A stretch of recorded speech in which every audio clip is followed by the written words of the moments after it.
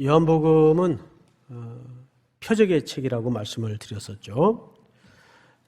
전반부는 표적으로 가득한 기록이었고 이제 12장 이후로는 예수님이 십자가를 향해서 걸어가는 길에 대한 설명입니다. 그런 의미에서 오늘 이 부분은 표적의 사실상 마무리입니다. 근데 첫 번째 표적을 기억해 보니까 가나 땅에 혼인 잔치로 시작이 됐어요. 기억나시죠? 근데 오늘 마지막 표적이 잔치로 끝이 납니다. 할렐루야. 예. 이것이 우리 기독교인들이 종국으로 맞을 환희스러운 운명입니다. 우리는 그렇게 그 과정에는 질곡의 길도 있었을 것이고 또 험로도 있었겠지만 마지막 결국에는 주님의 테이블에 같이 앉는 잔치로 우리 운명은 마름이 될 겁니다. 그렇게 믿습니까? 예. 자, 그런 관점에서 오늘 이 잔치가 우리들에게 뜻하는 바가 무엇인가를 보도록 하죠. 1절을 보시면 유월절 엿새전이라고 설명합니다. 여러분, 유월절은 히브리인들에게 최고의 절기고 또 명절입니다. 이 절기가 뜻하는 의미는 구약의 배경을 갖고 있어요. 400년간의 깜깜했던 어둠의 세월을 끝장내고 떠나기 전날 밤 어린 양의 죽음이 기초된 그 희생의 피를 통해서 그들은 모세를 선두로 구원을 얻게 됩니다. 그리고 홍해를 건너죠. 그리고 그들의 이제 가파른 운명길에는 어려움도 있었지만 결국에 요단을 건너 가나안에 들어가는 아름다운 그 역사의 무대를 누구나 기억하고 있습니다. 특별히 그런 의미에서 유월절은 어린 양의 죽음이 기초된 희망의 여정이라는 것을 놓쳐서는 안 돼요. 여기 엿새전입니다. 유월절 엿새전. 이제 주님은 자기가 이 땅에 오신 목적대로 그 죽음의 길을 향해서 이제 바짝 다가와 서 있습니다. 그런데 보니까 유월절 엿새전에 예수께서 베다니, 바로 나사로 남매가 사는 아주 슬픔 많은 땅이고 가난한 이들이 모여 사는 지역입니다. 주님은 유독 생전에 이곳을 자주 찾고 방문하셨고 그 중에 가장 애정을 가지고 사랑했던 가정이 오늘 여기 등장하는 나사로의 가정이에요. 자, 그런데 이곳에 주님이 다시 오셔서 2절을 보니까 거기서 예수를 위하여 뭐가 열려져 있습니까? 잔치가 벌어져 있어요. 잔치. 그러니까 아까 모두의 말씀을 드린 것처럼 첫 번째 표적이 잔치로 시작을 해서 마지막 표적이 이렇게 잔치로 마감이 됩니다. 그렇게 우리는 이제 계시록에 어린 양의 혼인잔치로 이 역사는 그렇게 종료가 될 것입니다. 그 역사는 곧 우리 앞에 도래하겠죠. 자, 그런데 여기 보니까 예수를 위하여 잔치할세 3남매의 첫 번째 역할이 소개돼요. 마르다입니다. 마르다는 여전히 뭘 하고 있었어요? 일을 하고 있었어요. 일. 아마 잔치를 준비했겠죠? 근데 여러분, 이 잔치는 지금 누구를 위해 베풀어진 잔치입니까? 예, 예수를 위해 베풀어진 잔치예요. 그럼 마르다의 이 섬김과 수고는 누구를 위한 섬김과 수고라고 볼 수 있겠죠? 예수님을 위한 섬김과 수고라고 볼 수가 있어요. 예, 그런데 여기 잘 보시면 2절에 예수를 위하여 잔치할세 마르다는 일을 하고 이제 두 번째 3남매 중에 역할이 소개되고 있죠. 나사로는 예수와 함께 앉은 자 중에 있더라. 앞을 잠깐 보십시다. 지난주 이 나사로는 어떤 상태에 있었습니까? 지난주 교회 다 오셨죠? 예. 그럼 설교를 기억하셔야 되는데, 나사로는 죽어 있었어요. 기억나세요? 예, 병이 들어있다가 주님이 미적거리는 바람에 도착하니까 이미 죽어서 나흘이나 되어 뭐가 나고 있었어요? 냄새가 나고 있었어요. 죽었던 자입니다. 그래서 그 시신이 썩는 사망의 냄새가 풀풀 나던 장본인이 나사로입니다. 그런데 주님이 그를 무덤에서 걸어 나오라 명령하시고 그는 놀랍게도 마지막 표적으로서 부활을 경험하게 됩니다. 자, 바로 그 인물이 나사로예요. 근데 그가 지금 어디에 앉아 있어요? 예수님을 위해 베푼 잔치 자리에 누구와 함께? 예수님과 함께 앉아 있어요. 근데 여기 함께 앉아 있다. 근데 이 자리가 식사 자리입니다. 유대인들에게 식사 자리는 어떤 정체성을 갖고 있는가 하면 이제부터 그대는 나와 친구요, 가족이요, 공동체의 한 일원입니다. 이 뜻입니다. 그래서 여러분 시편 23편에 보면 비슷한 그림이 하나 소개되죠. 사망의 음침한 골짜기를 지나 아버지의 집에 도착하면 원수의 목전에서 상을 베푸시고 그 상이 식탁입니다. 테이블이에요. 그 말은 다윗이 왕위에 앉은 다음에 자기를 죽이려 했던 사울의 아들들을 어디에 앉힙니까? 식탁에 앉혀요. 식탁에. 그러니까 이제 그대들은 나와 한 가족이다. 그러니까 지금 나사로가 누구의 가족이 되어 있는 겁니까? 예수 그리스도의 한 가족이 되어 있는 거예요.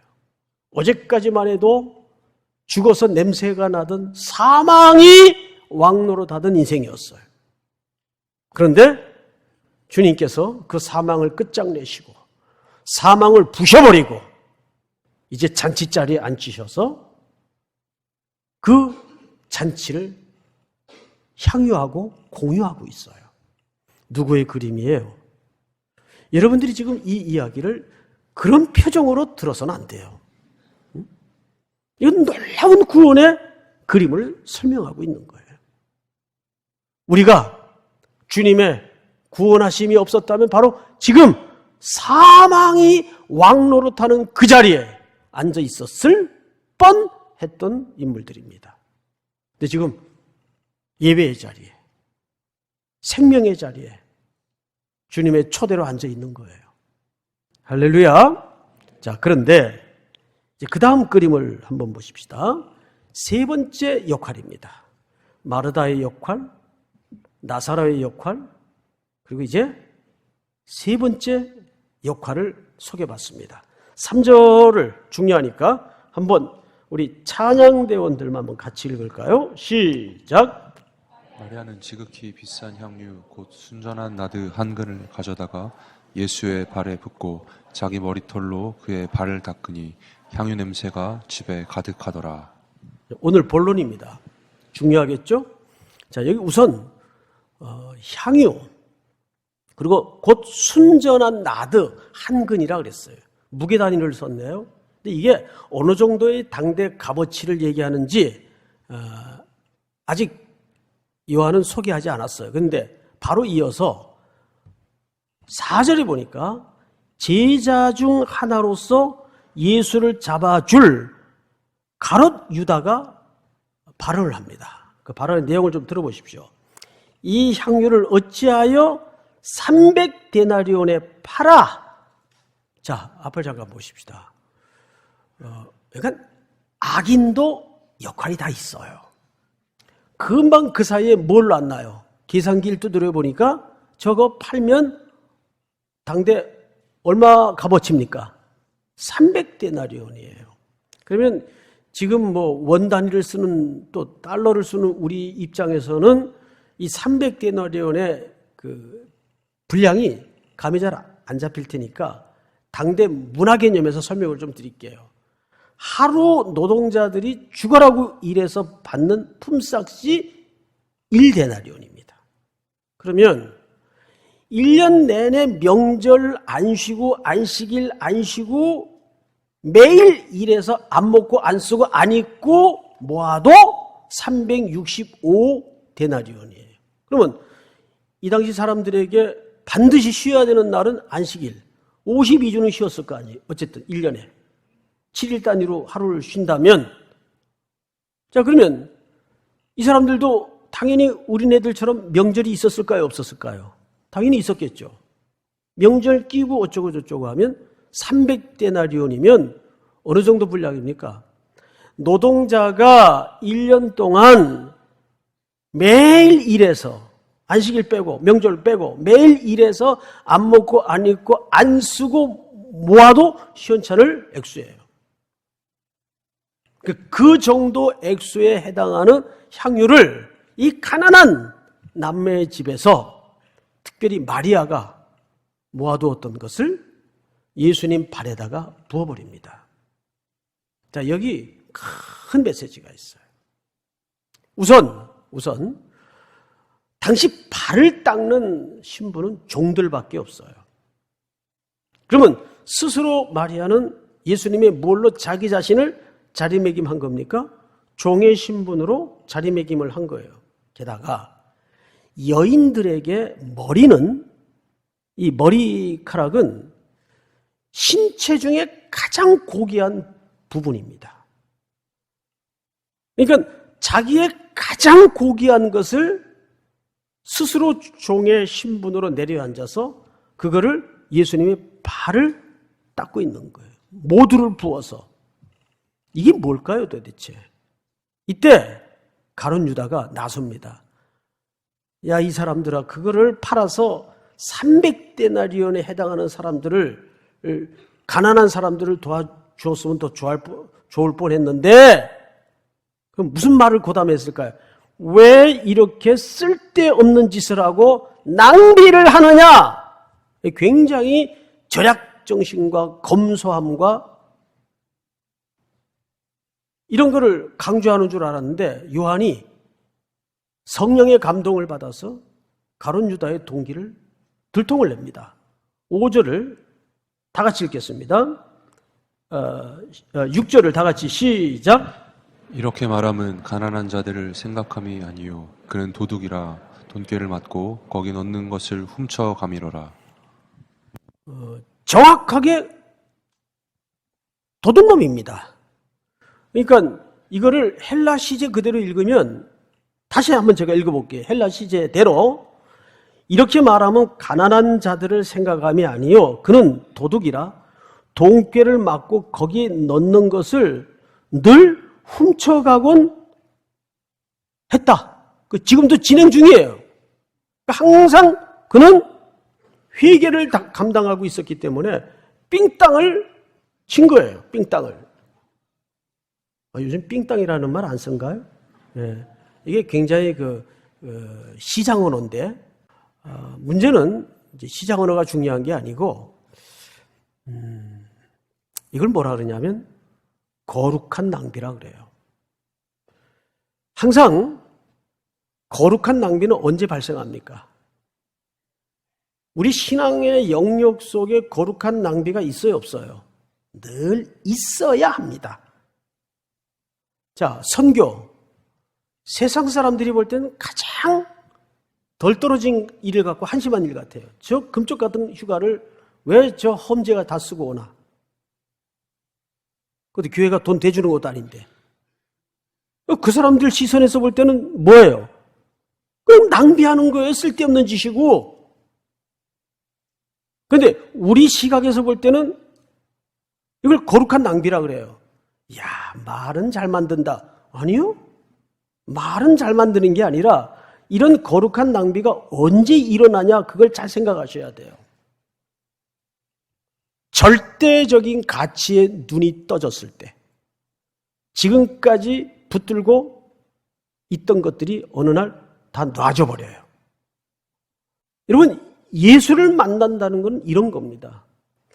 그 예수라는 절대 가치의 눈이 열어지는 순간, 가슴과 가슴이 맞닿는 순간 나머지는 다 배설물로 여겨지면서 그때부터 거룩한 낭비가 가능해지는 겁니다. 그걸 세상 사람들은 미쳤다고 얘기하고 쓸데없는 짓이라고 얘기하고 가론 유다처럼 낭비라고 얘기합니다. 근데 우리는 이것을 거룩한 낭비라고 하죠. 이게 일어난 거예요. 여러분, 3절을 다시 볼까요?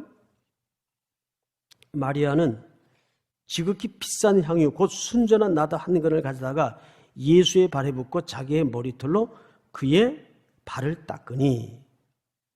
3절, 오늘 제목이기도 한데요, 향유 냄새가 집에 가득하더라. 무슨 냄새가 가득해요?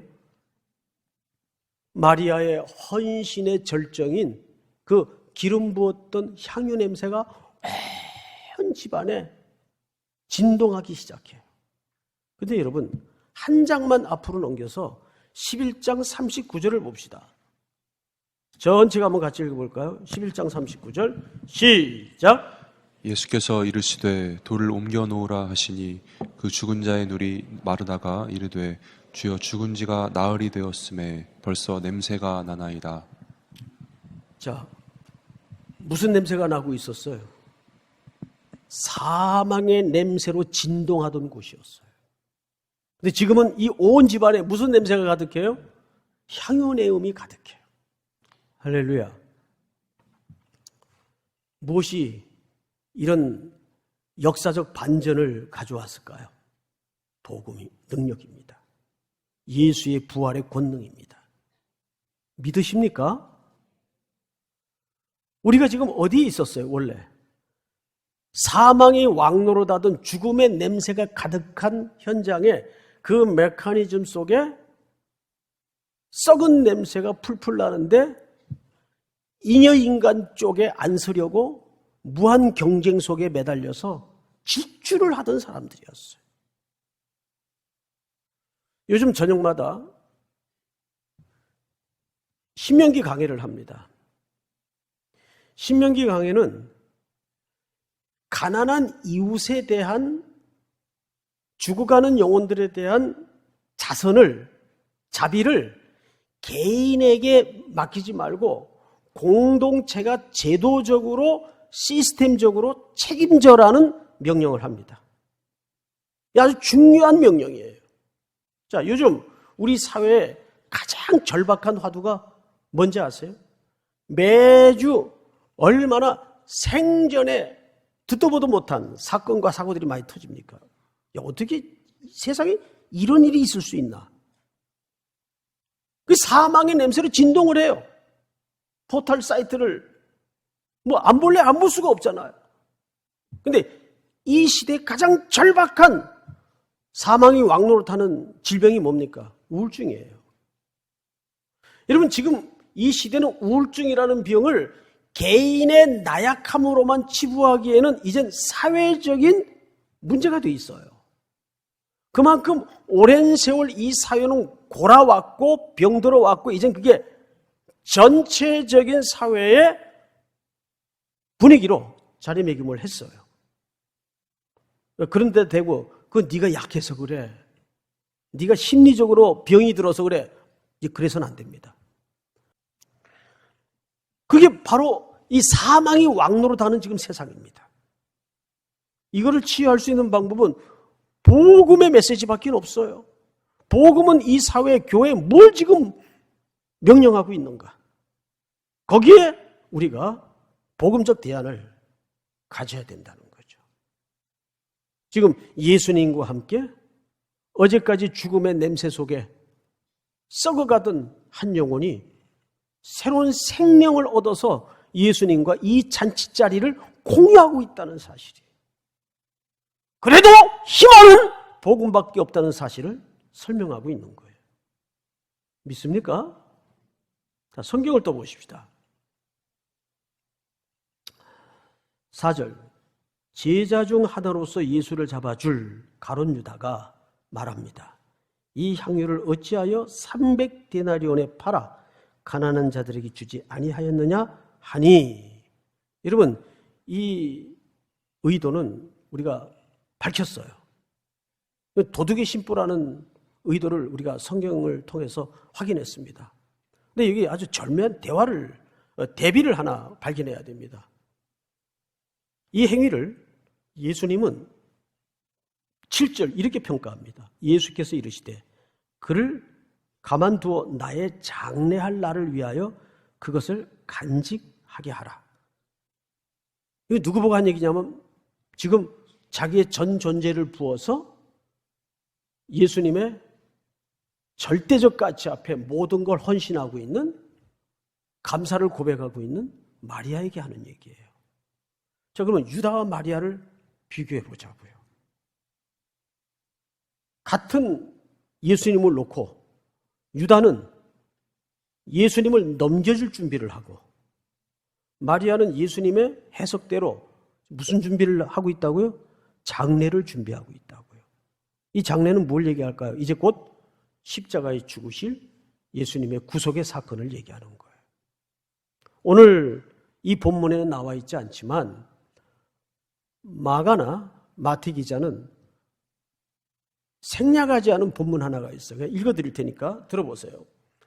복음이 전파되는 곳에는 이 여자가 행한 일도, 이 여자는 누굴 가르치죠? 마리아입니다. 행한 일도 말하여 그를 기억하리라. 무슨 뜻일까요? 여러분, 복음 전파되는 곳마다 마리아 얘기 나온 적 있어요? 없죠.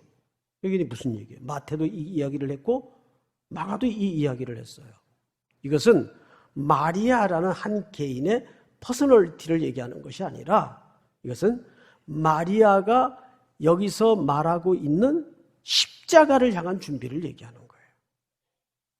그러니까 우리의 모든 삶은 앉으나 서나 먹든지 마시든지 십자가를 위한 준비의 삶이어야 합니다.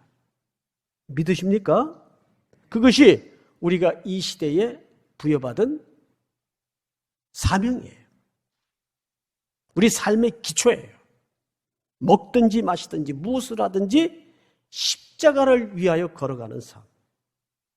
주님이 이 땅에 남겨진 가난한 자들과 함께하라는 몫을, 그러면 여기서 말하는 가난한 자는 과연 뭘 이렇게 돈이 없고 늘 물리적으로 궁핍한 사람만을 얘기하는 걸까요? 그런 시각으로 보는 것 또한 세속적인 시각입니다. 성경에서 푸토코스라는 절대 결핍에 해당하는 가난한이라는 의미는 단순히 물리적인 궁핍을 얘기하는 게 아니에요. 돈을 아무리 널널하게 쌓아놓고 있어도 가난한 사람들 많아요. 궁핍한 사람들 많아요. 그래서 잘 사는 거하고 부자는 구분할 줄 알아야 돼요. 돈은 없지만 잘 사는 사람들이 있어요. 맞죠, 여러분? 부자인데 참 불쌍하게 사는 사람들이 대부분이에요. 그걸 구분하셔야 돼요. 애들이 부잣집 갔다 오면 그래요. 오, 아빠, 쟤네 집 되게 잘 살아. 그럼 그때마다 그 언어 속에 담긴 의미를 교정해 줘야 돼요. 예, 태근아, 네 생각에는 잘 사는 기준이 뭐냐? 이러고 질문으로 가르쳐야 돼. 뭐 자가용도 몇 개 있고 집도 3층이고 뭐 그 3층 어떻게 그거 오르내려요? 그거. 응? 그런 건 잘 사는 게 아니란다. 정말 잘 사는 거는 예수님 위에서 사는 게 진짜 잘 사는 거란다. 너무 유아적인 가르침 같죠? 아니에요. 그게 진짜예요. 믿습니까? 이 귀한 주님의 고백이, 마리아의 헌신이 여러분들의 것이 되기를 주님의 이름으로 축복합니다.